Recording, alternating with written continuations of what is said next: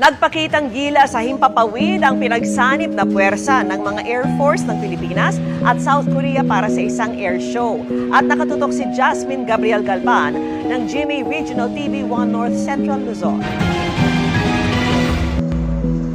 Sabay-sabay na lumipad ang 8 P-50B Advanced Supersonic Trainers Jet o mas kilala sa tawag na Black Eagles ng Republic of Korea Air Force o ROKAF. Makalipas ang ilang sandali, kasama na ng Black Eagle sa ere ang 4 na FA-50 Light Combat Aircraft mula naman sa Philippine Air Force.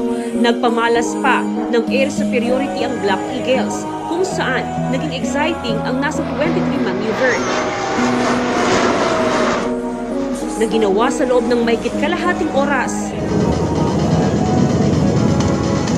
Bahagi ito ng air show at friendship flight sa Clark